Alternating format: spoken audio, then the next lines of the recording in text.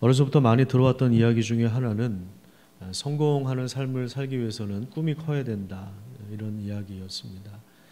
또 열심히 있어야 된다, 열정이 있어야 된다, 그래야 성공한다. 이 말이 맞는 말이죠.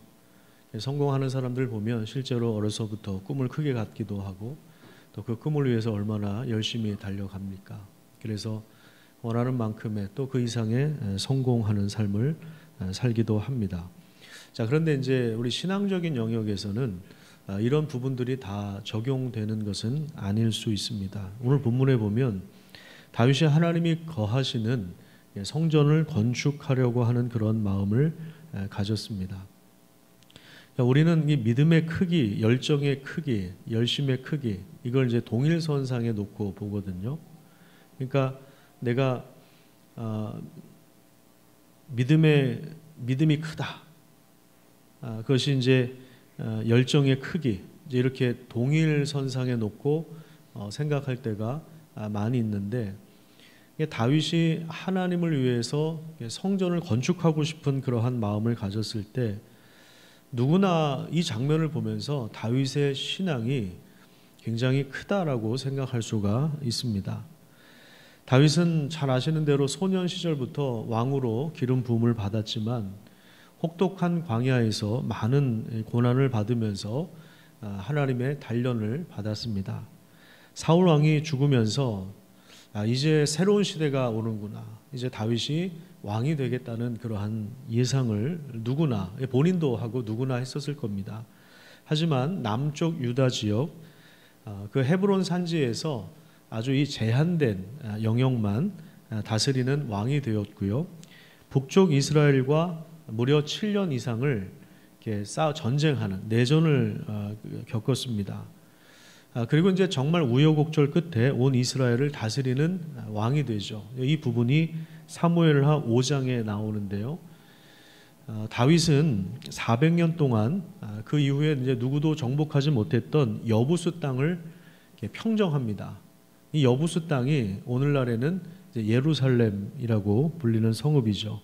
그래서 다윗성이라고도 불리고 뭐 시온산이라고도 불리고 예루살렘 성읍을 이렇게 평정했어요. 거기가 좀 지대가 높기도 하고 이게 요새와 같은 곳이라서 가나안 땅에 들어가서 400년 동안 그 누구도 정복하지 못한 땅이었는데 다윗이 예루살렘을 정복하고 그 주변 지역을 평정해서 새로운 수도로 삼았습니다. 그리고 사무엘하 6장에 보면 하나님의 임재와 영광을 상징하는 언약궤를 예루살렘 이 자신의 왕궁으로 옮기면서 왕권의 정통성까지도 확보합니다. 이 당시는 종교와 정치가 분리되어 있지 않았기 때문에 이 언약궤, 아주 하나님의 임재를 상징하는 이스라엘 사람들에게는 정말 가장 그 귀한 언약궤를 다윗성으로 옮겼다라고 하는 것 자체가 그 다윗이 왕이 된 것에 대한 정통성, 그 왕권의 강화를 의미하기도 합니다. 그러니까 그 마음속에 다윗이 얼마나 이렇게 좀 든든하고 풍족했겠습니까? 또 오늘 본문 1절에 보면 하나님께서 그 주위의 모든 원수를 무찌르고 왕으로 궁에 평안히 살게 하신 때라고 이야기합니다. 여전히 주변에 적들이 남아 있었지만 그럼에도 불구하고 어느 정도 이렇게 좀 평정하고 나라가 좀 안정되어 있고 이제 나라가 부강해지려고 하는 그러한 시점이에요. 다윗 입장에서 볼 때는 이제 왕이 되고 나서 이제 좀 한숨 돌렸다 하는 여러분, 우리가 살다 보면 가끔 그럴 때가 있잖아요. 여러 가지 어렵고 힘든 고난의 순간들을 지나고 이제 좀 살 것 같다, 이제 좀 한숨 쉴 것 같다, 그런 때가 우리에게도 있는 것처럼 다윗의 상황이 지금 그러한 상황이었습니다. 자, 그런데 다윗의 마음속에 걸리는 것이 한 가지 있었는데 그게 뭐냐면 하나님께서 다윗에게 이러한 놀라운 이 나라를 세울 수 있는 그러한 은혜를 주셨는데 가만히 생각해 보니까 자신은 백향목으로 지은 궁궐에 살고 있는데 하나님의 궤라고 불리는 언약궤는 여전히 장막 안에 있는 거예요. 그러니까 겉으로 볼 때 굉장히 초라해 보인 것입니다. 그래서 선지자 나단에게 하나님의 전을 건축하고 싶은 그런 마음을 드러냈을 때 나단 선지자가 뭐라고 이야기하냐면 하나님께서 왕과 함께 계시기 때문에 왕의 생각이 곧 하나님의 생각일 겁니다. 그러니까 진행하시죠. 성전 건축에 대해서 찬성표를 던진 겁니다. 자, 선지자까지 찬성했어요. 그리고 다윗은 하나님을 위해서 성전을 건축하려고 하는 그러한 마음도 품었습니다. 그리고 실제로 건축할 수 있는 재정이나 능력이나 실력이 있었습니다. 누가 봐도 명분도 좋고 돈도 있고 능력도 되고 성전 건축하는 것이 아무런 문제가 없어 보입니다. 하지만 하나님은 그 생각에 반대 의견을 주셨습니다. 하나님의 생각이 달랐습니다. 4절 말씀에 보면 그 밤에 하나님께서 급하게 나단에게 말씀을 주십니다. 하나님이 좀 다급하실 때는 좀 이렇게 급하게 말씀을 주실 때가 있습니다. 5절부터 7절까지 우리 같이 한번 읽도록 하겠습니다. 다윗이 하나님을 향해서 가졌던 마음과는 전혀 다른 그러한 말씀을 하나님께서 하십니다. 자, 시작. 가서 내 종 다윗에게 말하기를 여호와께서 이와 같이 말씀하시되 내가 나를 위하여 내가 살 집을 건축하겠느냐. 내가 이스라엘 자손을 애굽에서 인도하여 내던 날부터 오늘까지 집에 살지 아니하고 장막과 성막 안에서 다녔나니 이스라엘 자손과 더불어 다니는 모든 곳에서 내가 내 백성 이스라엘을 먹이라고 명령한 이스라엘 어느 지파들 가운데 하나에게 내가 말하기를 너희가 어찌하여 나를 위하여 백향목집을 건축하지 아니하였느냐라고 말하였느냐. 자, 무슨 말입니까? 하나님께서 내가 언제 내가 살 집을 건축해달라고 한 적이 있느냐, 이런 말입니다. 다윗이 성전을 건축하겠다고 하는 이 마음은, 그 품은 생각은 하나님을 생각하는 것이죠. 사실 하나님을 생각하는 거죠. 그런데 동시에 하나님에 대한 무지와 오해를 드러낸 것이기도 합니다. 그 부분을 지금 하나님께서 교정을 해주시는 거예요. 왜냐하면 하나님은 다른 신들처럼 어떤 신전에 갇혀서, 건물이라고 하는 공간에 갇혀서 거기에서 사람들의 공양을 받으면서 산 적이 없다는 것입니다. 오히려 하나님은 장막과 성막 안에서 거하셨습니다. 다니셨습니다. 이 말은 하나님께서 이스라엘 백성들, 그 백성들 가운데 거하셨다라고 하는 말인데, 이 말은 하나님께서 마치 목자와 같이 이스라엘 백성들을 다스리시고 돌보시며 함께 하셨다는 것을 의미합니다. 하나님께서 에덴 동산을 거니셨다. 창세기 3장 8절에 이런 표현이 나오죠. 하나님이 산책하셨다는 그런 말이 아니라 다스리고 계신다. 에덴 동산을 다스린다. 그 다스리시는 것이 무엇으로 표현되었습니까? 선악과죠. 우리 편에서 볼 때는 왜 그런 거 만드셔가지고 우리를 곤란하게 하셨냐, 이런 질문이 나올 수 있지만 하나님이시니까 그렇게 할 수 있는 거예요. 하나님이 주인이시니까 선악과를 통해서 명령을 내리시는 거예요. 법을 세우신 거예요. 질서를 세우신 거예요. 여러분, 한 100명 정도 되는 직원이 모이는, 아니 뭐 3명이든 30명이든 300명이든 그 직원들이 모인 회사도 다 회사 법령이 있고 정관이 있고 다 질서가 있지 않습니까? 그냥 회사가 그냥 돌아가는 법이 없잖아요. 다 그런 순서가 있고 절차가 있고 그런 거죠. 그런 것처럼 하나님께서 에덴 동산을 다스리시는 거예요. 그 법이 지켜지지 않았을 때 심판을 내리시는 분도 하나님이세요. 하나님이 다스리신다라고 하는 말이 거하셨다. 백성들 가운데 거하셨다. 이 말은 하나님께서 목자와 같이 백성들을 돌보시고 그들을 목양하셨다는 것을 말합니다. 하나님은 결코 이방신들처럼 신전에 앉아 계셔서 사람들의 돌봄이나 받고 계시는 그런 분이 아니라는 거죠. 어떤 신은 사람들이 정기적으로 신전에서 꺼내서 목욕을 시켜드려야 하기도 합니다. 왜냐하면 먼지가 많이 쌓이니까요. 또 이방 나라들의 경우에 왕권의 공고함은 신전의 크기에 달려 있었습니다. 왜냐하면 이 신의 크기가 신전의 크기이기도 하거든요. 그리고 그 일반적으로 이 당시에 고대 사회에서 사람들이 가졌던 생각이 뭐냐면, 전쟁에서 승리하기 위해서는 신이 강해야 된다. 위대한 그 신의 이름으로 그들은 전쟁을 합니다. 전쟁에서 이겼다라고 하는 것은 패배한 나라보다 그 신이 더 세다는 것을 의미합니다. 또 반대일 수도 있고요. 그러니까 이방 사람들은 이 신전을 무조건 크게 짓는 거예요.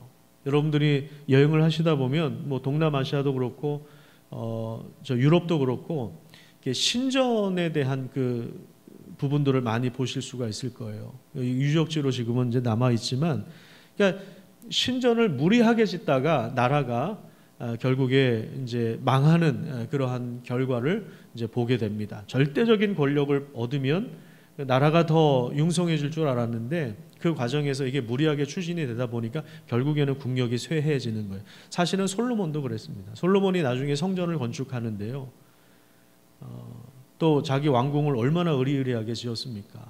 그런데 이 무리하게 세금을 걷고 노동력을 투입하니까 겉으로 볼 때는 굉장히 나라가 화려하고 든든한 것처럼 보였는데 내부적으로는 불만이 쌓여가지고 이게 이제 나중에 터지죠. 솔로몬 왕이 죽고 나서 나중에 터져가지고 아들 때에 이제 나라가 갈라지기도 하고 그러지 않습니까?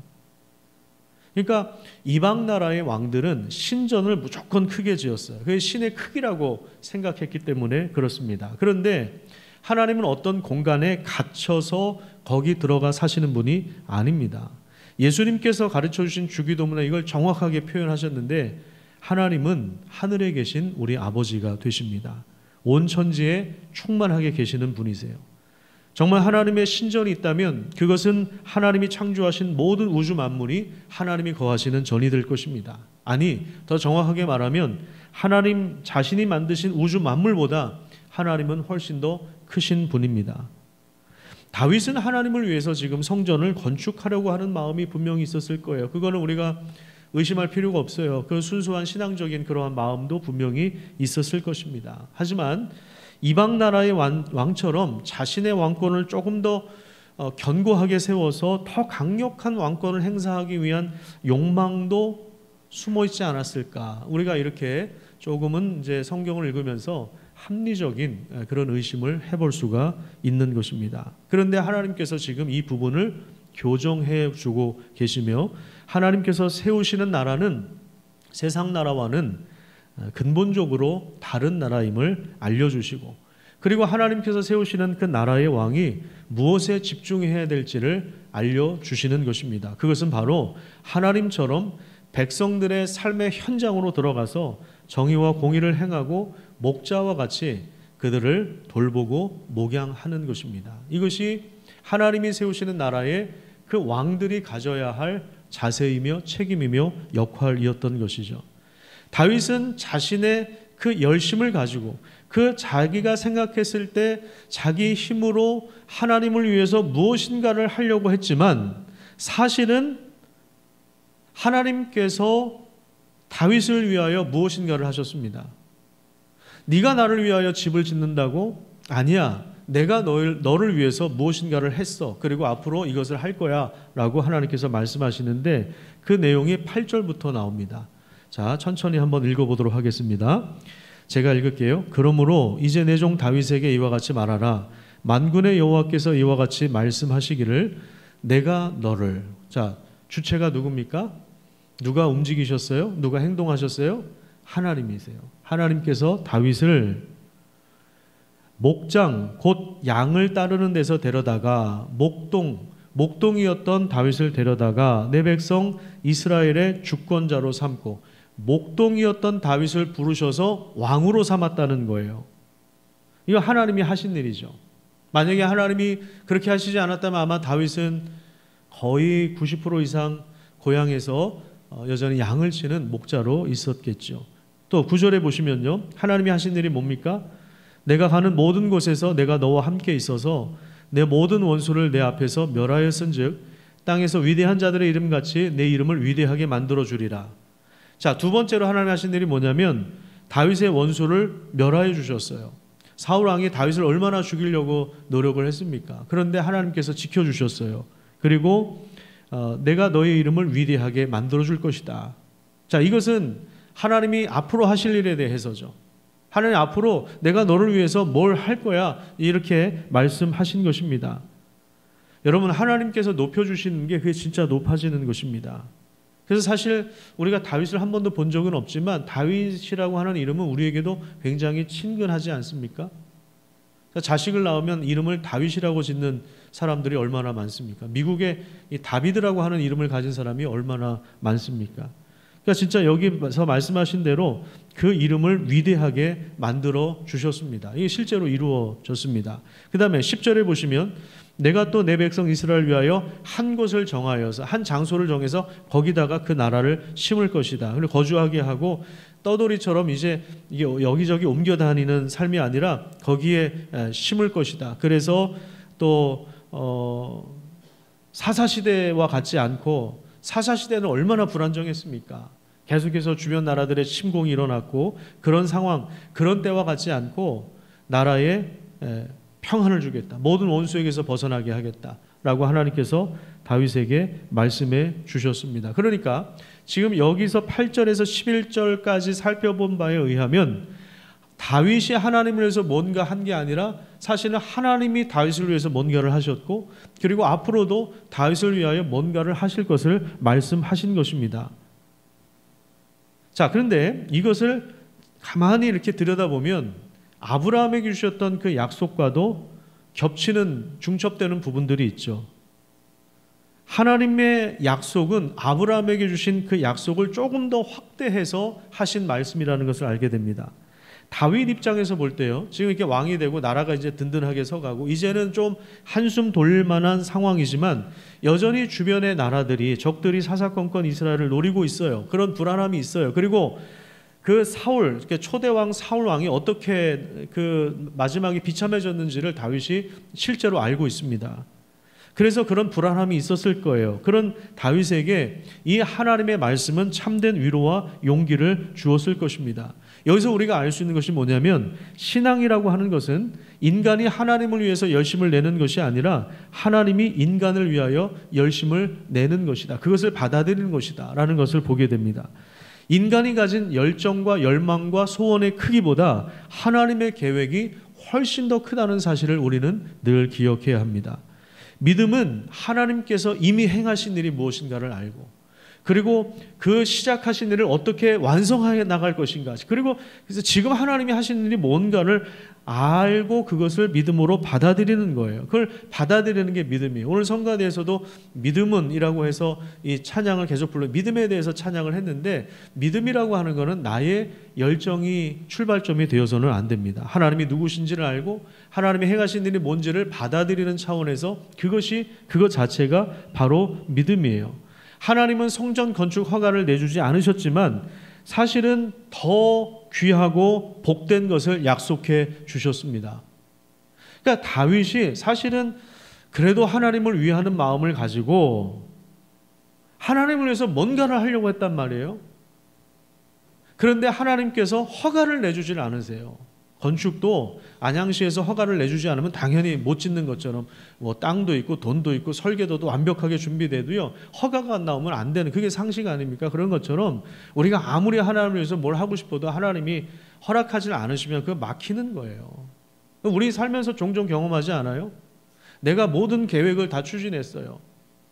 모든 것이 순조롭게 다 됐어요. 그런데 마지막에 딱 막힐 때가 있잖아요. 하나님 막으시면 못하는 거예요. 그럴 때 우리가 사실 좌절하죠. 그런데 전혀 예상치 못한 방법으로 하나님이 또 길을 열어주실 때가 있습니다. 그러니까 이런 우리 인생을 살다 보면 인생의 그런 신비로운 일들이 사실은 일어나죠. 이게 무슨 얘기예요? 하나님이 주인이시기 때문에 그렇습니다. 내가 뭐 하나님을 위해서 하고 싶다고 해서 다 할 수 있는 것도 아니고, 내가 하기 싫다고 해서 하지 않는 것도 그것도 아니에요. 하기 싫어도 해야 할 때가 있고요, 하고 싶어도 못할 때가 있는 것입니다.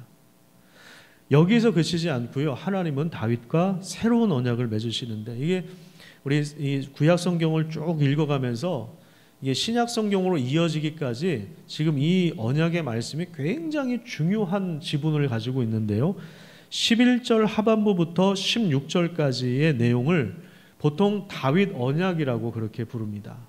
혹시 메모가 가능한 분들은 거기 옆에다가 다윗 언약이라고 적어 놓으시면 좋겠습니다. 11절 후반부부터 16절까지 우리 같이 한번 읽도록 하겠습니다. 자, 시작. 여호와가 또 내게 이르노니 여호와가 너를 위하여 집을 짓고 내 수완이 차서 내 조상들과 함께 누울 때에 내가 내 몸에서 날씨를 내 뒤에 세워 그의 나라를 견고하게 하리라. 그는 내 이름을 위하여 집을 건축할 것이요 나는 그의 나라 왕위를 영원히 견고하게 하리라. 나는 그에게 아버지가 되고 그는 내게 아들이 되리니 그가 만일 죄를 범하면 내가 사람의 매와 인생의 채찍으로 징계하려니와 내가 내 앞에서 물러나게 한 사울에게서 내 은총을 빼앗은 것처럼 그에게서 빼앗지는 아니하리라. 내 집과 내 나라가 내 앞에서 영원히 보존되고 내 왕위가 영원히 견고하리라 하셨다 하라. 자, 11절 마지막에 보면 다윗이 하나님을 위해서 집을 짓겠다고 했지만 오히려 아니야, 네가 나를 위해서 집을 짓는다고? 아니야, 내가 너를 위하여 집을 지어줄 거야. 근데 여기서 집은 건물이 아니라 뭐겠습니까? 바로 왕조를 말합니다. 왕조. 그래서 그 뒤에 보면 다윗이 죽어도 그의 후손을 통해서 그의 나라를 영원히 견고하게 세울 것을 약속하셨습니다. 사울처럼 버림받는 것이 아니라 다윗과 그의 후손이 계속해서 이스라엘 나라를 다스릴 것을 말씀하신 것입니다. 여러분, 얼마나 대단한 복을 받은 것입니까? 그런데 문제가 하나 있죠. 뭐냐면 사울 왕조는 400년간 지속되고 그 다음에 바벨론에 의해서 멸망을 당했습니다. 물론 이 400년이라고 하는 기간도 결코 짧지 않은 기간입니다. 정말 엄청난 기간이라고 볼 수 있습니다. 만약에 여러분들이 대기업의 창업주라고 한번 생각을 해보십시오. 아니, 대기업이 아니더라도 중소기업이라도 여러분들이 그 기업의 창업주라고 한번 생각해 보세요. 그런데 그 기업이 400년 동안 지속된다고 한번 생각해 보세요. 이거 대단한 것 아닙니까? 여러분, 30대 기업이 10년 후에 어떻게 될지 아무도 모릅니다. 우리나라의 30대 경제 규모가 30대 기업일지라도 나중에 10년 후에 20년 후에 어떻게 될지 모르는 것이 사실 이 세상이 얼마나 급격하게 변화가 됩니까? 뭐 인수합병이 되기도 하고요, 없어지기도 하고 새로운 기업이 올라가기도 하고요.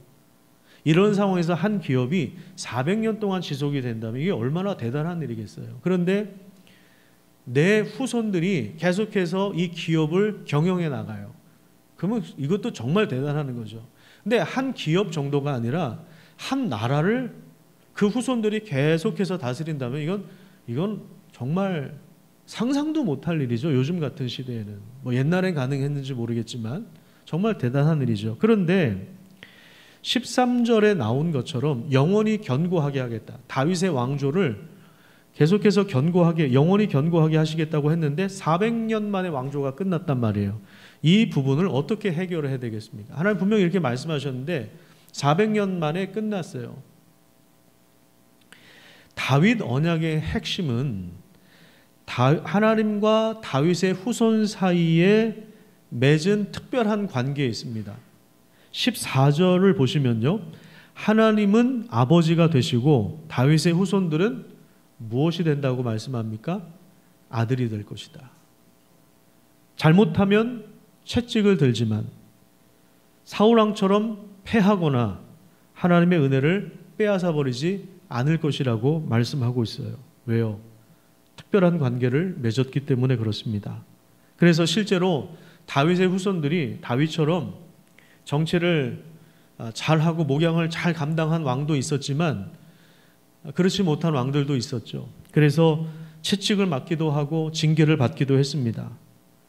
이방 나라의 멸망을 당하기도 하고 나라를 빼앗기기도 했습니다. 하지만 하나님과 맺은 이 언약의 관계, 부자 관계가, 특별한 관계가 깨진 것은 아닙니다.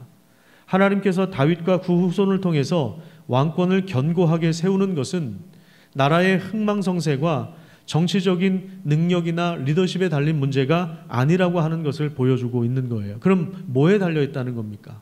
바로 하나님과의 관계에 달려있다. 특별히 하나님께서 아버지가 되시는 은혜, 언약을 맺으시는 하나님의 은혜와 구원의 능력에 달려있다는 것을 하나님께서 다윗 언약을 통해서 말씀해 주신 것입니다.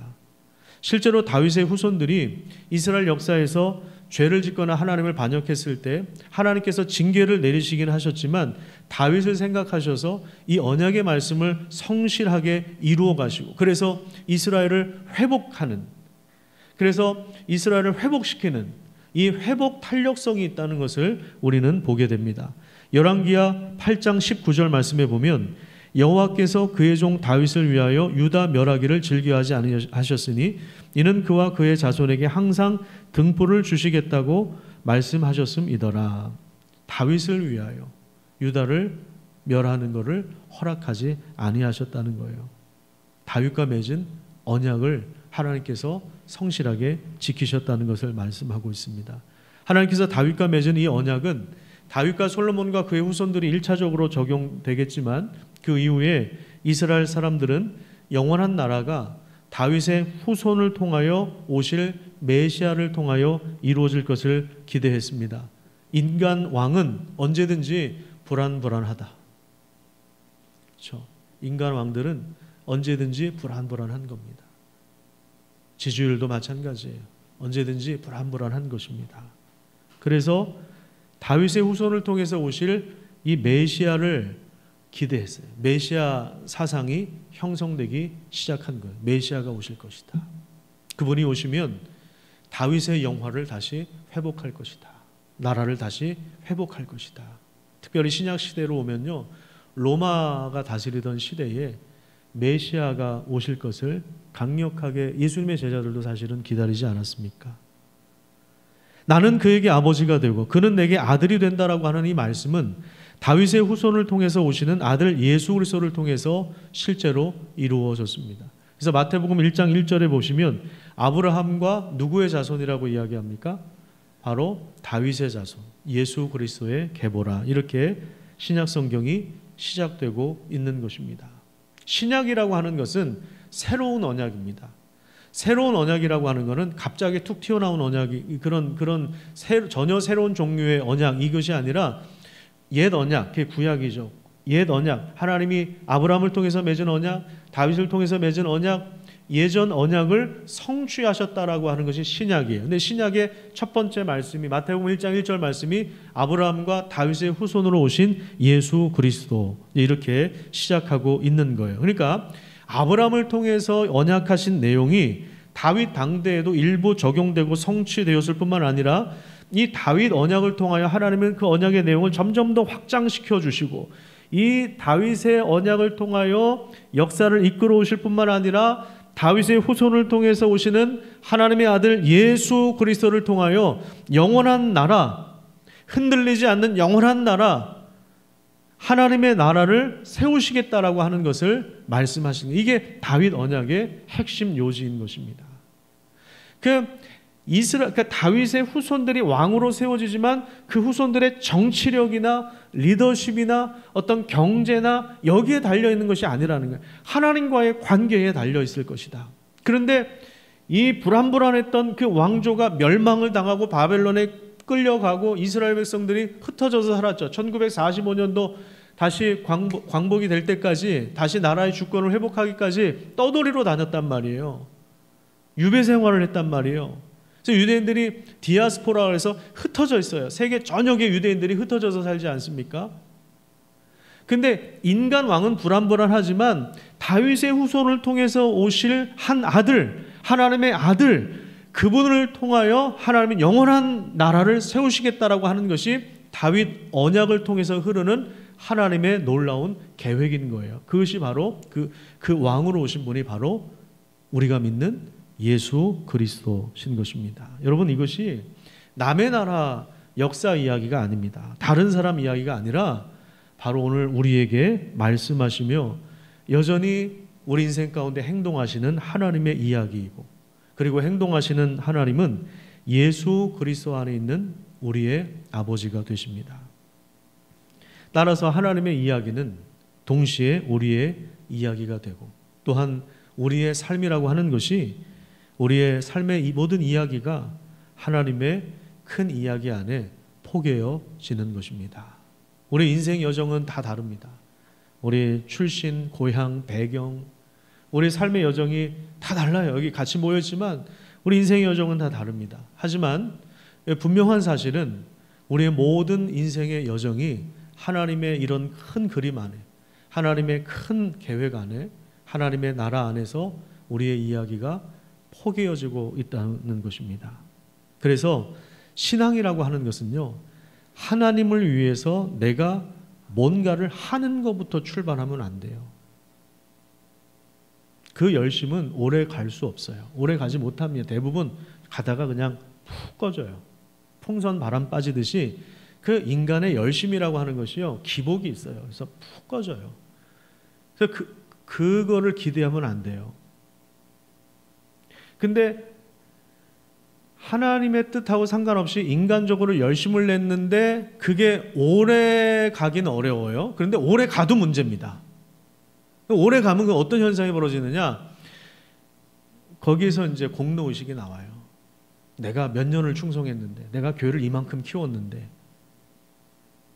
거기에 대한 대가를 요구하는 거죠. 그 교회가 변질되고 교회가 망가지는 거죠. 그렇게 되면 자신의 업적을 주장하기 시작하는 거예요. 자신의 이름을 내기 시작하는 거예요. 교회에다가 목사의 형상이 세워져 있어요. 목사의 뭐라 그래요? 그 형상이 새겨져 있어서 거기가 사진 촬영 장소가 돼요. 포토존이 되는 거예요. 그런 교회들이 있다니까요. 그런 교회들이 있습니다. 목사가 신이 되어버린 시대. 사람의 이름이 드러나는 시대. 교회가 변질되었다는 증거죠. 여러분, 지금 하나님이 막으시는 거예요. 다윗이 성전 건축하고 싶었는데 막으시는 거예요. 그런데 그게 은혜예요. 하나님의 뜻이 아니야. 여러분, 우리의 계획이 가끔은 좌절되는 거, 실패하는 거, 그게 사실은 복이에요. 우리는 마음이 너무 아프지만 나는 이렇게 하고 싶은데, 나는 이걸 이루고 싶은데, 나는 꼭 이거 성공하고 싶은데, 나는 이런 계획이 있는데, 그런데 하나님이 결정적으로 막으시면요, 하고 싶어도 못 하거든요. 근데 나중에 돌아보면 그게 복이에요. 우리 인생에 그게 복이에요. 하나님이 누구신지를 알고, 하나님이 우리를 위해서 또 이 세상을 위해서 무엇을 행하셨는지를 먼저 깨닫고 그 은혜에 감사하며 반응하면서 나오는 것, 이것이 바로 진정한 믿음이라는 사실을 기억하시기를 축복합니다. 우리가 하나님을 위해서 집을 지어드리는 것이 아니에요. 오히려 하나님이 우리를 위하여 그 나라를 세워가십니다. 여러분, 자식이 부모한테 하면 얼마나 하겠어요? 네? 부모가 자식을 생각하는 거, 아니 부모가 자식을 위해서 희생한 거, 자식이 아무리 부모한테 잘해도요, 부모가 자식 사랑하는 거에 못 미쳐요. 그렇죠? 어제 어떤 집사님이 그 구딜 스토어 이렇게 물품을 기증하시면서 봉투를 같이 갖고 오셨는데, 그 딸이 이제 처음으로 이제 월급을 받아서 아빠한테 용돈을 준 건데, 이걸 못 쓰겠다는 거예요. 아버지 입장에서. 그 딸이 한 달 동안 고생해서 월급을 탔는데, 그 중에 이제 그 월급 전부는 아닐 것 같고, 제가 볼 때 그 중에 일부는 아빠 용돈, 아빠 고마워요 하면서 용돈을 준 건데, 그걸 못 쓰겠다는 거예요. 그게 아버지의 마음이에요. 이게 아버지의 마음인 거예요.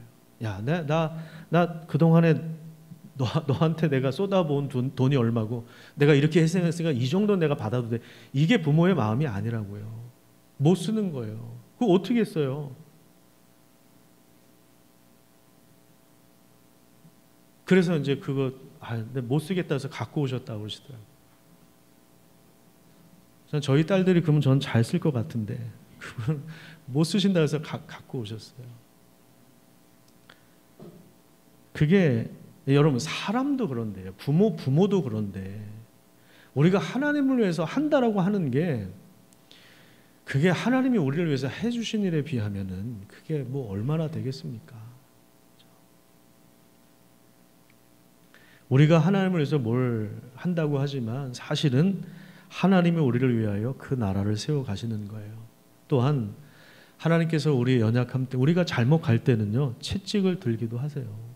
징계를 하세요. 그런데 그것이 우리를 패하시는 것이 아니에요. 은혜를 완전히 거두어 가시는 게 아니에요. 다시 우리를 회복시켜 주세요. 그래서 우리에게는 회복 탄력성이 있는 것입니다. 여러분, 우리는 건축을 앞에 두고 있습니다. 우리가 하고 싶어서 시작한 일이 아닙니다.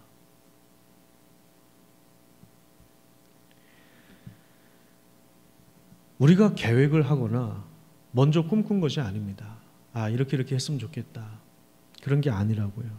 물론 표면적인 이유는 이 지역이 이제 낙후가 되어 있어서 이제 재개발 때문에 이제 불가피한 상황이 되어서 시작이 됐죠. 그런데 우리는 표면적인 이유 너머에 하나님의 크신 뜻이 있다는 것을 믿습니다. 믿어요. 근데 그 중간에, 그 일들을 추진하는 중간에 제가 전에도 한번 말씀드렸지만 협상을 하는 과정에서 조합에서 이 정도는 최소한 보장해 주겠다라고 하는 그 금액을 제시받았어요. 그리고 나서 제가 저 뒷산을 돌고 있는데 자꾸만 그런 이 마음을 하나님이 주시는 거예요. 그 돈 너 다 쓸래? 교회에서 니네 교회 다 쓰게 할래? 그 부담을 계속 주시는 거예요. 그날 괜히 돌았다 이런 생각도 들는데, 그래가지고 그래 이게 우리가 예상하지 못했던 하나님의 은혜가 너무 큰데, 그래 한 10분의 1 정도로 상징적인 금액이니까 10분의 1이라고 하는 거는 하나님의 것을 인정한다라고 하는 표시잖아요. 그러니까 10분의 1을 떼어서 정말 귀한 일에 썼으면 좋겠다. 근데 그 귀한 일이 뭘까라고 생각을 할 때, 이 코로나 시대도 우리가 봤지만 가난한 나라들은 의료 혜택을 제대로 받지 못해서, 우리로 말하면 당뇨약 하나 먹으면 날 일을, 혈압약 하나 먹으면 될 일을, 약을 제대로 못 먹게 병을 키우는 사람들이 얼마나 많습니까? 합병증 때문에 고생한 사람 얼마나 많아요. 그 약 하나 못 먹어서 죽는 사람이 얼마나 많아요. 그런데다가 우리가 작은 보건소라도 하나 차려주면 어떨까? 그 금액이 3억 7,500만 원 정도 돼요. 근데 최근에 계속해서 기아 대책하고 알아보니까 그 금액이면 가난한 나라는 병원도 건축할 수 있다는 거예요.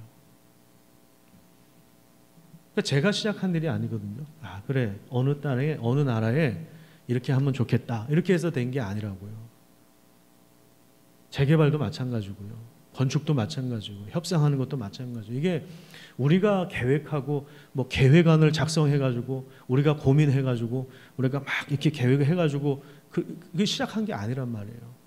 근데 우리 여정을 돌아보면 하나님께서 이러한 일들을 진행하고 계시는구나, 거기에 우리가 참여하는 거구나, 그걸 느끼게 되는 것입니다. 내가 계획하고 하나님이 결제하는 거, 그거 신앙 아닙니다. 그건 자기가 주인이지, 하나님은 그냥 돕는 분이고 조력자고. 아니에요. 반대로 돼요. 하나님이 계획하신 일에 내가 같이 참여하는 거예요. 내가 돕는 거예요. 내가 조력자가 되는 거예요. 그게 신앙이에요. 그게 우리의 사역이에요. 기도하는 것도 마찬가지예요. 기도하는 것도요, 내가 이루고 싶은 꿈을 믿음은 바라는 것들의 실상이라고 했으니까 내가 이걸 믿습니다 하면서 막, 그게 기도가 아니라 그건 그냥 자기 열심이죠. 자기 열심이고, 그게 아니라 하나님의 뜻이 이게 명확한데 하나님 어떻게 해야 됩니까? 질문하면서, 하루에 새벽 기도하면서 하나님 뜻은 이런데 내가 어떻게 해야 됩니까? 참여하는 것입니다. 여러분, 이것이 얼마나 복된 일이고 대단한 일입니까? 여러분, 만약에 이 나라를 다스리는 왕이, 대통령이 우리한테 전화를 해서 지금 나라가 이런 상황인데 나랑 같이 나라를 위해서 한번 일을 좀 해봅시다. 여러분, 그러면 얼마나 복된 일이에요. 이 집안의 경사죠. 단지 그냥 겨우 5년짜리 권력을 가진 대통령이 일 좀 같이 하자고 해도 경사스러운데, 온 우주의 왕이, 온 우주를 다스리시는 그 주인이 이미 하나님 나라를 시작하셨고 그걸 완성하실 일에 우리를 부르셨다라는 거, 여러분, 이거는 정말 말로 표현할 수 없는 영광입니다. 우리의 열정이 신앙을 형성하는 것이 아니라 하나님이 우리에게 주신 약속이 우리 믿음과 신앙을 형성해 가는 것임을 기억하시기를 바랍니다. 성경을 읽는 이유도 바로 여기에 있는 거예요. 하나님의 약속이 무엇인가? 하나님의 뜻이 무엇인가? 우선 내 인생을 좀 내려놓고요. 하나님의 역사를 어떻게 움직이게 하시는 가를 우리가 살피고 그 안에서 그 다음에 이제 우리 인생이 그러면 우리가 어떻게 참여할 것인가 이게 나와야 하는 것입니다. 그래서 하나님을 만나는 것, 하나님 누구신지 알아가는 것, 하나님의 역사 속에서 이미 시작하신 일이 무엇인가를 깨닫는 것, 그것이 우리의 출발점이어야 하는 거예요. 신앙의 출발점이어야 하는 거예요. 여러분, 당연히 우리의 생각보다 하나님의 생각이 더 크고 넓습니다. 우리가 하나님을 위해서 뭘 해드리는 것이 아니라 하나님이 우리를 위하여 무엇을 행하십니다. 하나님 지금도 행동하십니다. 백성들 사이로 오가면서 거니시면서 다스리시고 통치하시는데 그것을 알고 믿고 반응하는 것, 그걸 받아들이는 것, 반응하는 것, 인격적으로 전인격적으로 반응하는 것, 그냥 마음으로만 가지고 있는 것이 아니라 그냥 머리로서만 지식으로만 가지고 있는 것이 아니라 지식과 마음과 우리의 행동이, 그래서 하나님을 사랑하라고 할 때 네 마음을 다하고 지혜를 다하고 힘을 다하여 사랑하라고 했잖아요. 뜻을 다해서 전인격적으로 하나님께 반응을 보이는, 이게 바로 믿음인 거예요. 이 우선순위를 바꾸면 안 됩니다. 그러면 교회가 변질되기 시작해요. 교회가 내가 생각하는 것보다, 내가 기도하는 것보다 하나님의 응답은 더 크게 나타난다는 사실을 기억하시길 바랍니다. 다윗이 성전을 건축하는 마음이 있었지만 하나님이 그걸 교정해 주시기도 하고, 그거를 사실 거절하신 거죠. 거절하셨지만 더 큰 계획을 알려주신 것처럼, 여러분, 절대로 우리는 좌절할 수 없어요. 왜요? 내가 세운 계획은 실패할 수 있어요.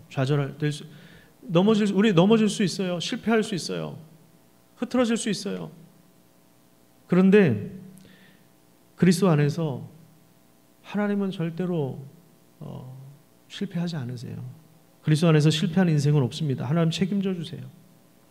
하나님을 더 알고 이 언약 안에 있는 것이 얼마나 복된 일인가를 깨닫고 하나님의 손과 발이 되어서 하나님의 영광이 온 우주에 충만하기까지 우리에게 주어진 역할을 힘있게 감당하는 그런 삶을 살아가시기를 축복합니다. 하나님의 구원의 능력이 우리 성도들의 삶을 붙잡아 영원히 견고하게 세우실 것을 기대합니다. 기도하겠습니다.